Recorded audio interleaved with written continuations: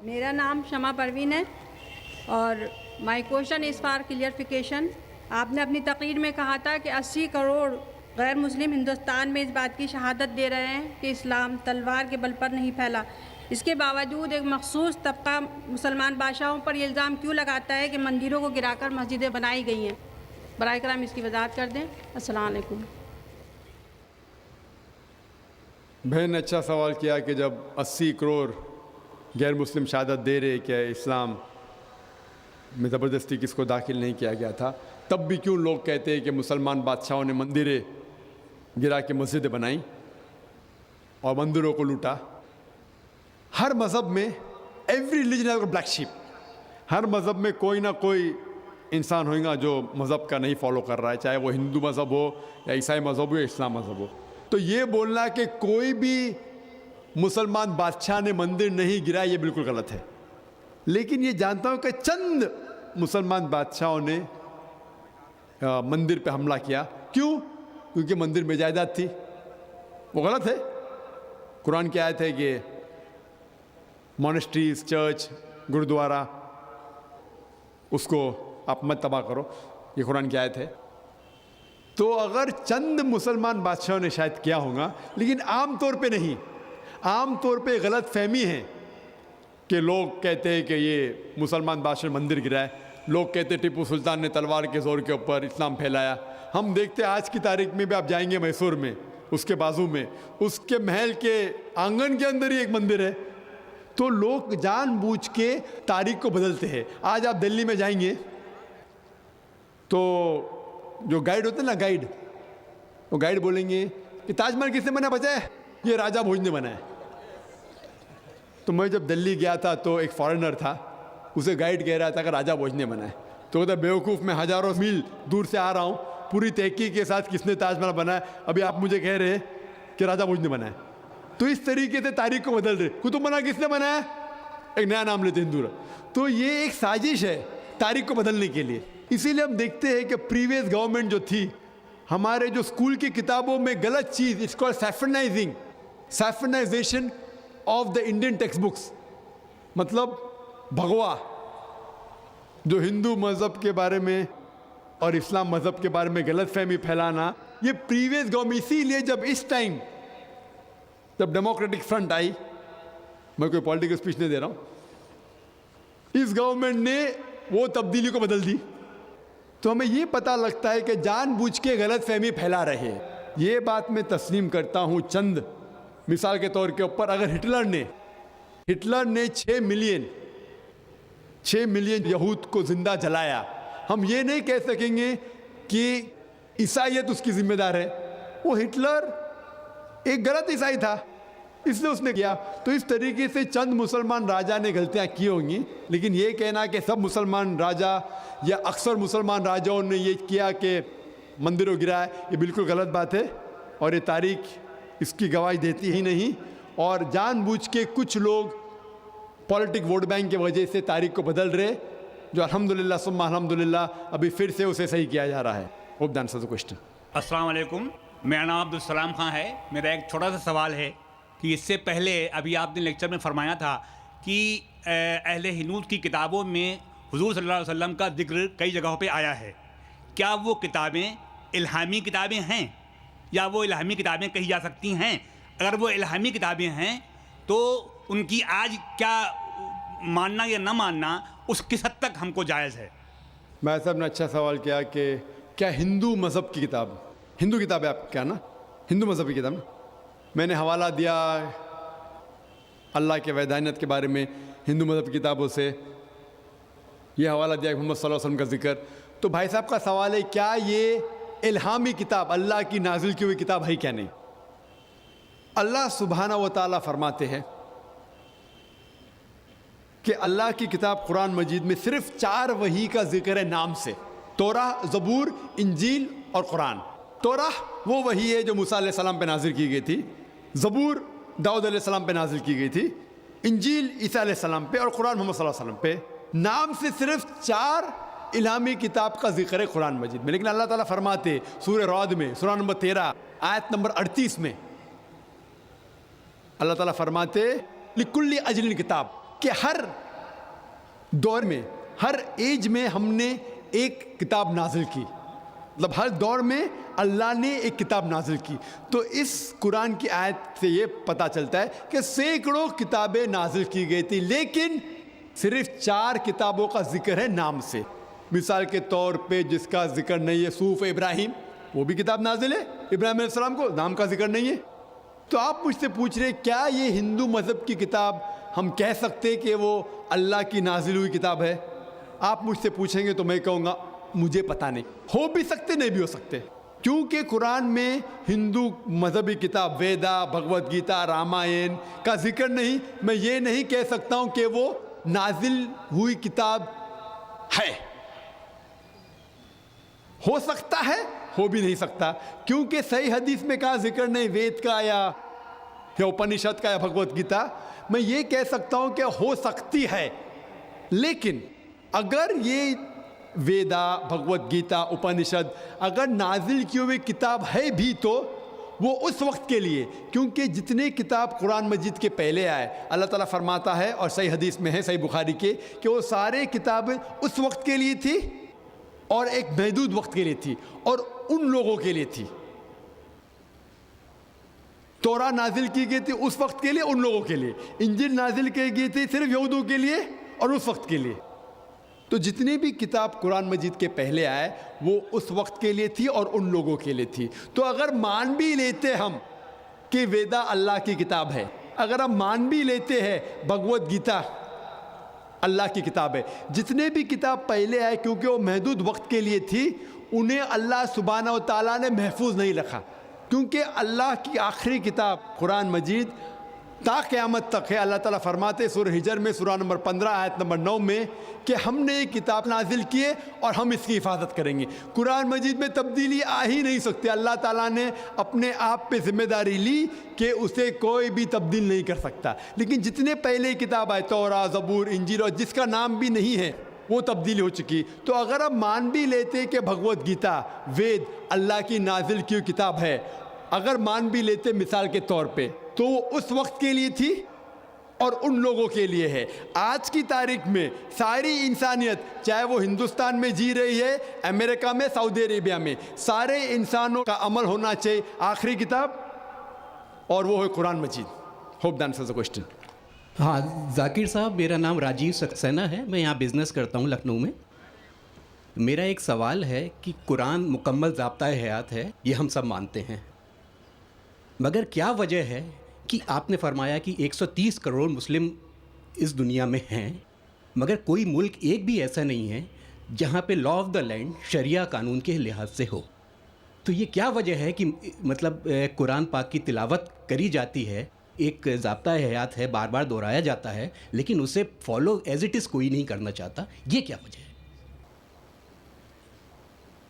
राजीव भाई ने एक अच्छा सवाल पूछा कि 130 करोड़ मुसलमान हैं दुनिया में, कई मुसलमान ममालिक है, बट कई भी मुल्क में इस्लाम की शरीयत पूरे मुकम्मल तौर से अमल में नहीं आती, अमल नहीं होती। कुछ हद तक मैं आपसे सहमत हूँ कि ठीक 100% पूरी शरीयत मेरे इल्म में कोई भी मुल्क में पूरी 100% से अमल में नहीं आती। लेकिन जो भी मुल्क में जिस शरीयत का हिस्सा उसका अमल जहाँ हो रहा है, वहाँ सबसे ज़्यादा आप देखेंगे अमन है और सबसे ज़्यादा उस शरीयत के मामले में फ़ायदा है। मिसाल के तौर पे सऊदी अरेबिया में क्रिमिनल लॉ फॉलो होता है। जो क्रिमिनल लॉ है, जिसे कहते हैं कि जहाँ तक सज़ा का, कोई भी अगर कोई गलती करता है इस्लामिक शरीयत में सज़ा होती है, वहाँ सबसे ज़्यादा अमन है। मिसाल के तौर पे लोग ये कहते हैं कि इस्लाम मज़हब दहशत का मज़हब है, जब भी कोई चोरी करता है तो उसके हाथ काटे जाते, कैसा मज़हब है? मैं ये कहता हूँ कि बाकी दिगर मज़ाहिब अच्छी बातें कहते हैं, इस्लाम अच्छी बातें कहने के अलावा किस तरीके से उस चीज़ का अमल हो सकता है उसके बारे में ज़िक्र करता है। मिसाल के तौर पे हर मज़हब कहता है कि चोरी मत करो, हिंदुज़म भी कहता है, क्रिश्चियनिटी भी कहती है, हम देखें तो इस्लाम भी कहता है, लेकिन इस्लाम में ये फ़र्क है कि ये कहने के बाद कि चोरी मत करो, ये तरीका बताता है कि किस तरीके से माशरे में चोरी नहीं हो सकती।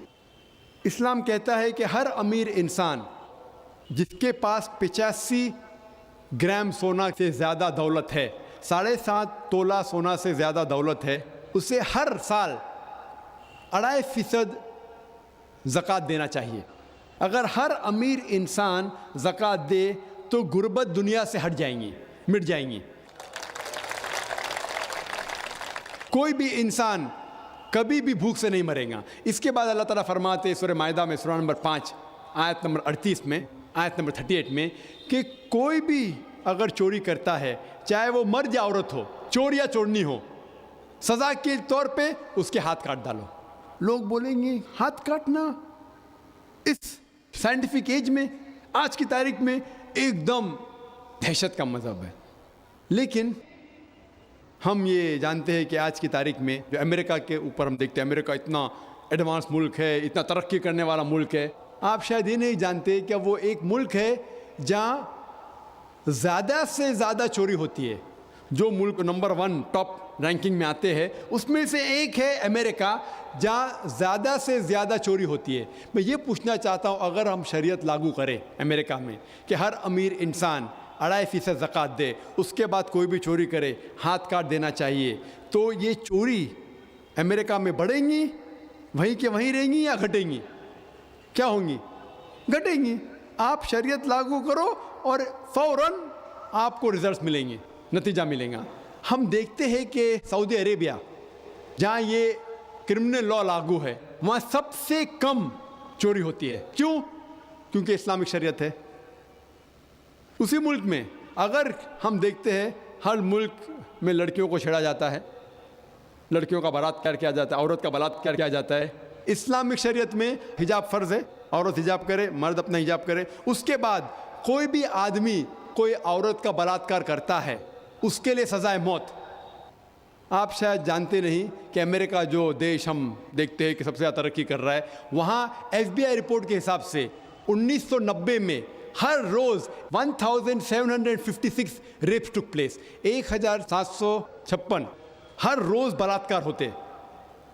आप नई रिपोर्ट पढ़ते 1996 की, crime bureau US department of justice, ये रिपोर्ट कहती है कि हर रोज़ 1996 में हर रोज़ 2713 बलात्कार होते, हर रोज़, यानी हर 32 सेकंड में एक बलात्कार होता है, एक ज़िना बिल जब्र होता है अमेरिका में, हर 32 सेकंड में।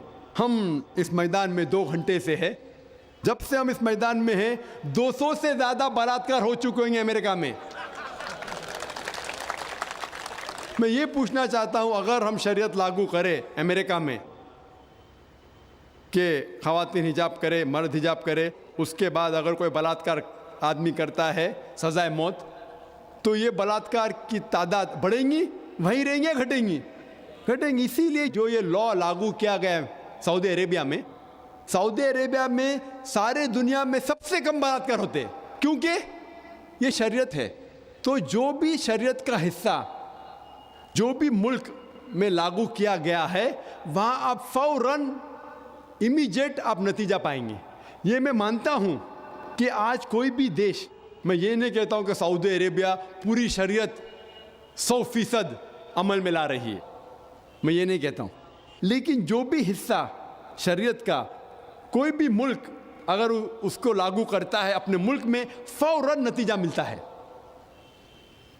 इसीलिए आज की तारीख में मैं तस्लीम करता हूँ कि आज की तारीख में कोई भी मुल्क नहीं मेरे इल्म में जहाँ शरीयत पूरी तरीके से लागू हो चुकी। कुछ मुल्क में क्रिमिनल लॉ है, कुछ मुल्क में इकोनॉमिक लॉ है।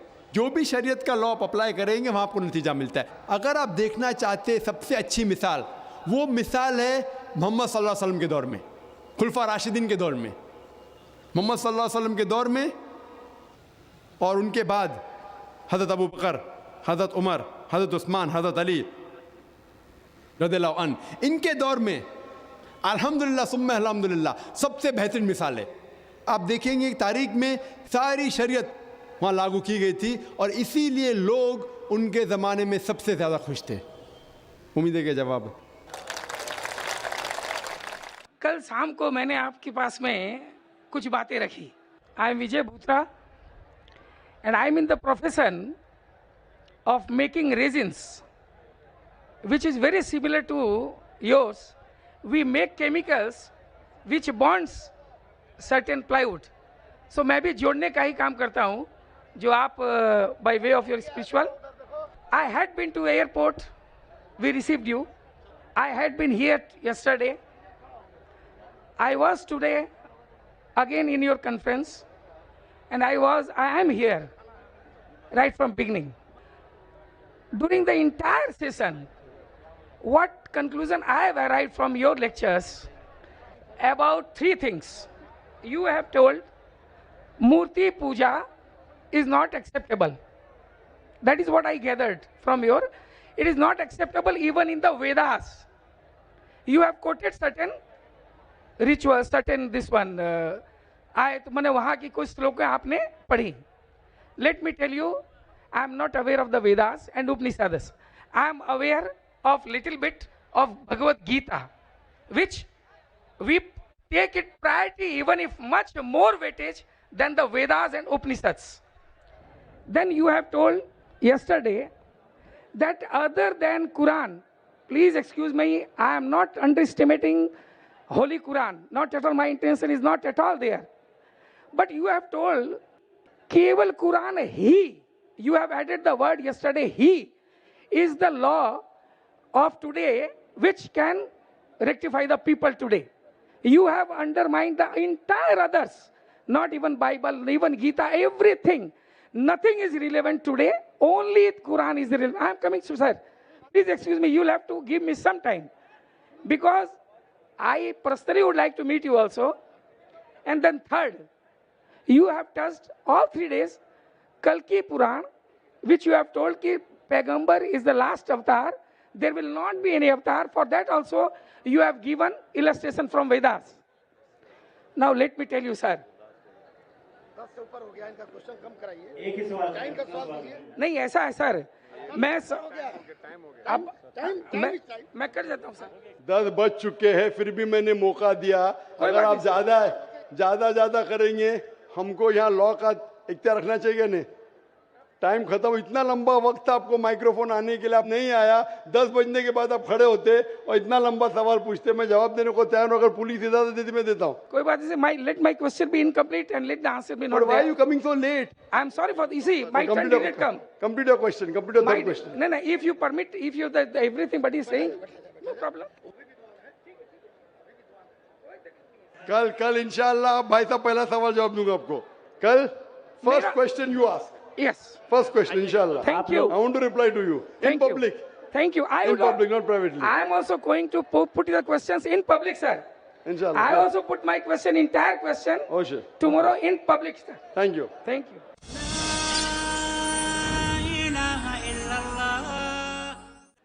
विजय भूत्रा and I am an industrialist. कल शाम को मैंने आपके पास में कुछ बातें रखी. मैंने उस बातों को लेकर के रात भर काफ़ी मनन किया सर. और काफ़ी मेरे मित्र जो कलकत्ते में पंडित है, विद्वान, उनसे से बात की. एंड विश्वास कीजिए sir, I could not sleep through out the night. आपसे मिलना चाह रहा था, सवेरे बहुत चेष्टा की, बट अनफॉर्चुनेट इतने आपका बेस्ट कार्यक्रम मिल नहीं पाया. बात करने के बाद में मैं आज अभी इतना सुकून महसूस कर रहा हूँ आपके सामने अपनी बात रख करके कि आपने जो बातें कही 3 दिनों में वो सब सही, और आपके निर्णय जितने भी से सब ठीक थे. कहीं आपने गलत नहीं कहा.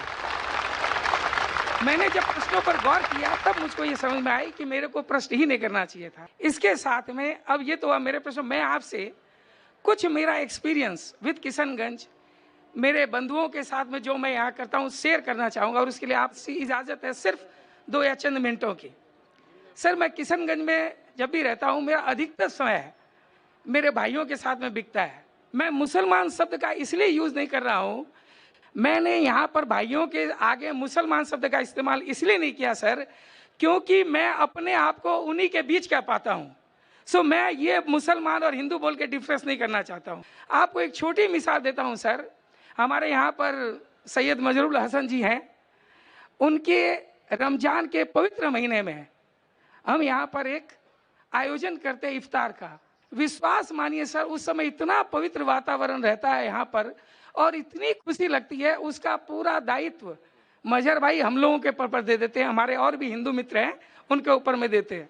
और जब 5 बजे की नमाज होती है और उसके बाद का जो समय रहता है वो देखने के बाद में जब हम उन्हें इफ्तारी कराते हैं सर, तो विश्वास कीजिए मुझको लगता है कि मैं उनमें से एक ही हूँ, मैं अलग नहीं लगता हूँ।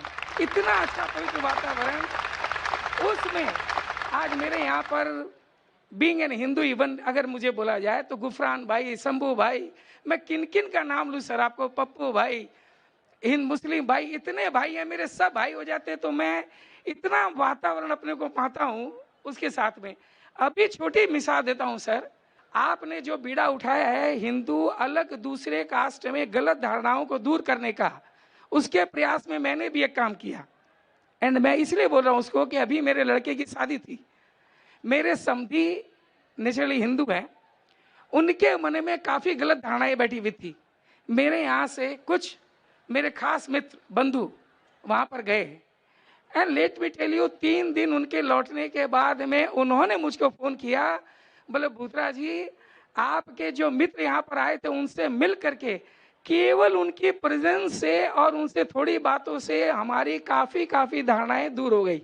अब मैं उनके प्रति कभी भी मेरी कोई ऐसी बात नहीं रहती है जिससे, जैसे मसलन मान लीजिए मांसाहारी, थोड़ा इस तरह का उनका एटीट्यूड था। लेकिन जब उन्होंने देखा तब उन्होंने मतलब ये कहा, बोले कि इतने बढ़िया व्यवहार और इतनी बड़ी नेकी भाईचारा का व्यवहार, बहुत खुश हुए।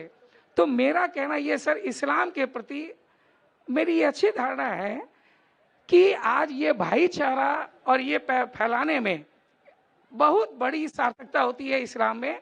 और मैं तहे दिल से आपका स्वागत करता हूं सर। एंड मेरे पास में अब कोई क्वेश्चन नहीं रह जाता सर, आपकी salute to you sir, thank you.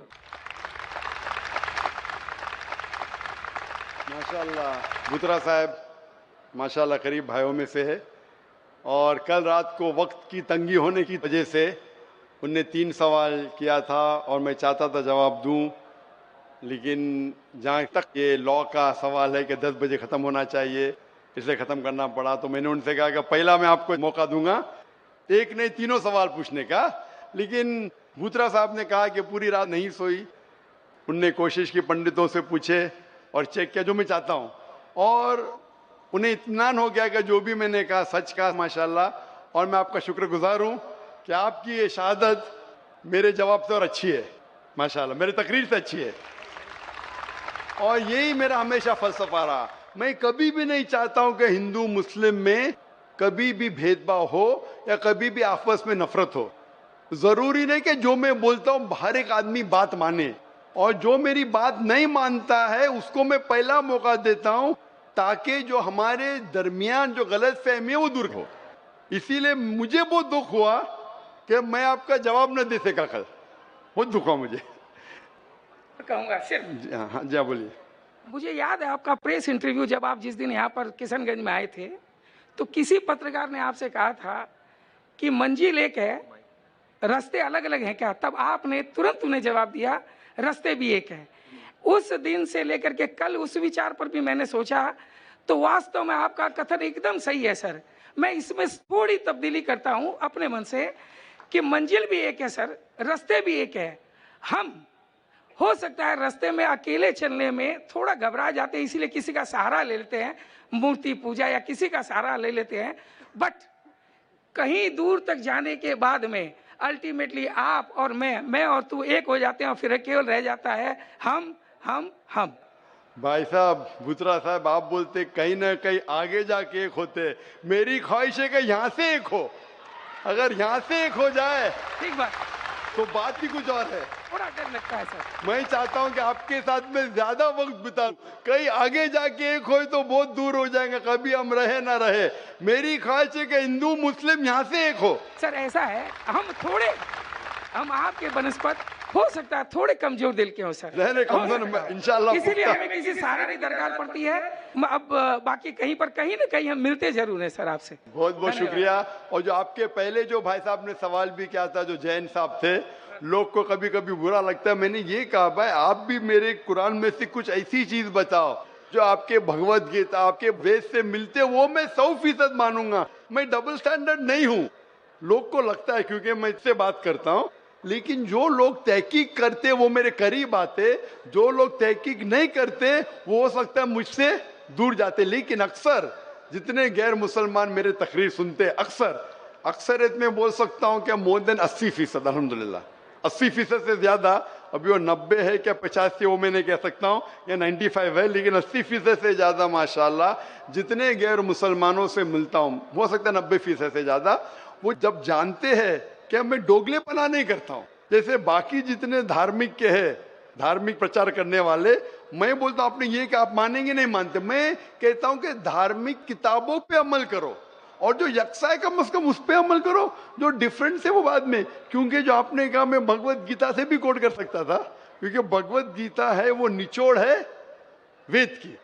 और भगवत गीता में भी चैप्टर नंबर 7 वर्स नंबर 20 में लिखा है क्या all those whose intelligence has been stolen by material desires they worship demigods. मतलब जो लोग की भावना पैसे से खींची जाती है वो लोग गलत खुदा की इबादत करते हैं। आप आगे पढ़ेंगे Bhagavad Gita chapter number 7 verse number 21, 22, 23 में श्री कृष्ण कहते हैं कि जो लोग गलत भगवान की पूजा करते हैं फिर भी जो एक ईश्वर है उनकी चीज को मान लेता है, उनके दुआ को कबूल करता है, लेकिन जो गलत ईश्वर की पूजा करते हैं वो गलत जगह जाएंगे, जो सही एक ईश्वर की पूजा करते हैं वो सही ईश्वर के पास आएंगे। अब इतनी छोटी तकरीर में मैं वेद भगवत गीता सबका तो मैं नहीं दे सकता हूँ। एक मेरी तकरीर है similarities between Islam and Hinduism. Islam and Hinduism में यकसानियत। अगर मैं सिर्फ हवाले दूंगा मोहम्मद सल्लल्लाहु अलैहि वसल्लम का जिक्र तो 1.5 घंटा लगता है। सिर्फ मैं तौहीद का जिक्र करूंगा, एक भगवान का, वेद में भगवत गीता में, भगवत गीता भी पढ़ चुका हूँ, लेकिन मुमकिन नहीं क्या एक छोटे से सवाल जवाब सेशन में मैं सब कहूँ। तो इसीलिए मैं बहुत खुश हूं कि आपने मेरा काम आसान किया, आपने खुद तहकीक की, और मैं चाहता हूं कि जिस तरीके से बुतरा साहब ने जो तहकीक किए, मैं चाहता हूं कि जितने यहाँ गैर मुसलमान हैं वो भी तहकीक करें अपनी धार्मिक किताब के बारे में। इंशाअल्लाह हम सब इंसान एक हो जाएंगे और एक ईश्वर की इबादत करेंगे। बहुत बहुत शुक्रिया। मेरा नाम देव कुमार साहु उर्फ रंजन, मैं लाइन महावीर स्थान किशनगंज का रहने वाला वार्ड नंबर 17 का व्यक्ति हूँ। खगड़ा में मेरा किराना दुकान का व्यापारी भी हूँ। मेरा सवाल सिर्फ एक है कि सनातन क्या है, सिर्फ सनातन क्या है, मैं यही जानना चाहता, जिसके कारण मैं आपके द्वार पर और यहाँ इजलास महफिल में मैं आपके सामने क्वेश्चन रखा हूँ। भाई साहब ने पूछा है कि सनातन की मानी क्या है। पूरा सनातन धर्म, सनातन मतलब एक ही खुदा में मानना। सनातन धर्म जैसे मैंने कल भी कहा स्वामी दयानंद सरस्वती ने शुरू किया था। और सनातन धर्म मतलब वो कहते हैं कि अगर आपको जानना है कि ईश्वर क्या है और धर्म क्या है तो सबसे ऊंची किताब वेद के ऊपर अमल करना चाहिए। तो इनने वेद की तहकीक करने के बाद ये साबित किया कि ईश्वर का डेफिनेशन क्या है वेद और उपनिषद के जरिए। और जैसे मैंने कल भी कहा और परसों भी कहा कि जब आप पढ़ते छंदोग्य उपनिषद चैप्टर नंबर 6 सेक्शन नंबर 2 श्लोक नंबर 1, एकम एविदित्यम, खुदा एक ही है, भगवान एक है, दूसरा नहीं है, लिखा है श्वेताश्वेतर उपनिषद में चैप्टर नंबर 6 श्लोक नंबर 9, ना चस्य कसिज जनिता न चदीपा। उस ईश्वर, उस भगवान का कोई रब नहीं, कोई वालदेन नहीं। लिखा है श्वेताश्वेतर उपनिषद में चैप्टर नंबर 4 श्लोक नंबर 19, न तस्य प्रतिमा अस्ति, उस ईश्वर की कोई प्रतिमा नहीं। प्रतिमा एक संस्कृत लफ्ज है जिसके मानी है अक्स, picture, photograph, painting, idol, sculpture, statue. उस ईश्वर, उस भगवान की कोई प्रतिमा नहीं, कोई अक्स नहीं, कोई पिक्चर नहीं, कोई पेंटिंग नहीं, कोई फोटोग्राफ नहीं, कोई स्टैच्यू नहीं, कोई आइडल नहीं। यही चीज लिखा है यजुर्वेद के अंदर चैप्टर नंबर 32 श्लोका नंबर 3, न तस्य प्रतिमा अस्ति, उस ईश्वर, उस भगवान की कोई प्रतिमा नहीं, कोई अक्स नहीं, कोई पिक्चर नहीं, कोई पेंटिंग नहीं, कोई स्टैच्यू नहीं, कोई पोर्ट्रेट नहीं। और जो ब्रह्मा सूत्र हिंदुइज्म का, एकम ब्राह्म द्योत्या नास्ते नैना नास्ते किंचन, भगवान एक ही है, दूसरा नहीं है, नहीं है, नहीं है, जरा भी नहीं है। तो अगर आप ये जान ले कि भगवान एक है, उसका अक्स नहीं है और सिर्फ उसी की इबादत करना चाहिए, ये मेन ऑब्जेक्टिव है सनातन धर्म का। तो आप समझ चुके सनातन धर्म क्या है भाई साहब? फिलहाल कुछ बोलना चाहेंगे? हाँ बोलिए भाई साहब। सनातन धर्म एक सनातन धर्म नहीं होता, जो मानव जन्म में मानव रूप में इस धरती पे आता है वो सनातन होता है। और सनातन का कोई धर्म नहीं होता। भगवान एक होते हैं, उसकी शाखाएं होते हैं, जैसे एक वृक्ष पे उसके टहनियाँ होती है, उसके पत्ते होते हैं, उनमें फल होते हैं, उसी तरह धर्म में भी सनातन, हर व्यक्ति इस धरती पे जो भी जन्म लिया है वो सनातन है। उसका ऊपर वाले को मानने वाला जो व्यक्ति होता है उसकी शाखाएं अनेक होते हैं। भाई साहब, भाई साहब, भाई साहब, जो भी आप बात करते हैं, मैं जो बात करता हूँ हवाला देता हूँ, वेद यजुर्वेद चैप्टर 32 श्लोक नंबर 3। कुछ भी बोलूं, मैं बोलूं 2 + 2 5, 2 + 2 6, तो मुझे हवाला तो देना पड़ेगा ना। आप जो बोल रहे कुछ कुछ लिखा है मनुस्मृति, इसके अंदर जानता हूं मैं जो बात कर रहा हवाला दे के एकदम ब्रीफ में कह रहा हूं। आप जो बोल रहे, मैं ये नहीं जानना चाहता हूं आप क्या मानते हैं। इसीलिए मैंने कहा कि धर्म को जानने के लिए धर्म के मानने वालों को मत देखो, धर्म के शास्त्रों को देखो। तो मैं यह सुनने के लिए नहीं आया हूं आप क्या मानते हैं सनातन धर्म में। मैं ये जानना चाहता हूं आपकी धार्मिक किताबें क्या कहती है। अगर मैं हर एक की बात सुनने लगूं, या लाखों लोग हैं, 5 से 10 लाख का मजमा है, कि वो क्या कहना चाहता है, तो फायदा क्या है। आप समझ रहे ना। तो जो भी आप जवाब देते हैं, अगर आप कहते हैं तो आप हवाला भी दो। आप हवाला दो भगवत गीता का, उपनिषद का, वेद का, फिर बात करो। खाली बात करने में क्या फायदा। हवाला दीजिए, बात कीजिए, फिर आपको पता चलेगा क्या सही और क्या गलत है।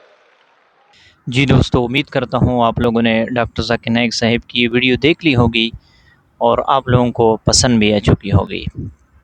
यकीनन डॉक्टर ज़ाकिर नाइक साहब ने इस वीडियो के अंदर जैसे कि उनसे सवाल हुआ और उसने जवाब दे दिया कि इस खातून ने कहा कि आप लोग कहते हो कि इस्लाम तलवार के ज़ोर से नहीं फैला है और गैर मुस्लिम भी ये कहते हैं, तो फिर ये मुसलमानों के बादशाह ने ये मंदिरों को क्यों गिराया है। देखो, मैं यहाँ पे एक बात अर्ज़ करने वाला हूँ कि अगर कोई मुसलमान एक काम कर ले या एक गलती कर ले, तो इसका मतलब ये नहीं है कि ये इस्लाम में कोई गलती है, इस्लाम में इस तरह कोई खामी है। नहीं, अल्लाह के यहाँ मकबूल जो दीन है वो दीन इस्लाम है, कि अल्लाह के यहाँ मकबूल दीन वो है दीन इस्लाम। तो और दीन इस्लाम के अंदर अल्लाह रब्बुल इज़्ज़त ने बहुत से ऐसी चीज़ें हैं कि अगर आप उसको फॉलो कर ले और उसके मुताबिक ज़िंदगी गुजारना शुरू कर दे तो आपकी ज़िंदगी खुशगवार रहेगी। अल्लाह रब्बुल इज़्ज़त कुरान मजीद में फ़रमाते हैं, मन आमिल सालिहन मिन ज़करिन औ उन्सा व हुवा मुमिनुन फलनुहयिन्नहु हयातन तय्यबा, कि जो शख्स ईमान ले आए और नेक अमल कर ले, हम उन्हें चैन सकून और राहत वाली ज़िंदगी अता फ़रमाएंगे। तो चैन सकून और राहत वाली ज़िंदगी इंसान को तब ही मिल सकती है जब वो दीन इस्लाम के मुताबिक ज़िंदगी गुजारना शुरू कर देता है। तो मुमकिन है कि इस तरह जो ना गलती किसी से हो चुकी हो, लेकिन यह आप पूरे इस्लाम के ऊपर इल्ज़ाम नहीं लगा सकते, जैसे कि डॉक्टर साहब ने कहा है। अब बाकी इस्लाम को आप जब स्टडी करेंगे और मुताला करेंगे तो आपको बिल्कुल वाज़ेह हो जाएगा कि अल्लाह के यहाँ जो मकबूल और फ़ितरत के मुताबिक जो दीन है वो है दीन इस्लाम। तो आप ख़ुद जब स्टडी करेंगे, क्योंकि इस्लाम के अंदर ऐसी कोई बात नहीं है जो इंसान की फ़ितरत के ख़िलाफ़ हो। हर इंसान ये चाहता है कि मेरे साथ झूठ ना हो जाए, कोई झूठ ना बोले, अल्लाह ने झूठ को मना किया है। हर इंसान चाहता है कि मेरे साथ जुल्म ना हो जाए, अल्लाह ने जुल्म को मना किया है। तो डॉक्टर साहब ने बड़े ही खूबसूरत अंदाज के साथ जवाब दे दिया, और दीगर जो सवालात हुए वो भी उम्मीद करता हूँ आप लोगों को पसंद आ चुके होंगे। तो अगर आप लोग चैनल पर नए हैं प्लीज़ चैनल को सब्सक्राइब कर ले, वीडियो को लाइक कर ले, अपने दोस्तों के साथ ज़रूर शेयर कीजिए। अब यहाँ पे मैं एक जो है ना बाग के अंदर आ चुका हूँ, एक बागीचा है, और वहाँ पे मैंने इस वीडियो के ऊपर रिएक्शन दी है। उम्मीद करता हूँ आप लोगों को पसंद आ चुका होगा।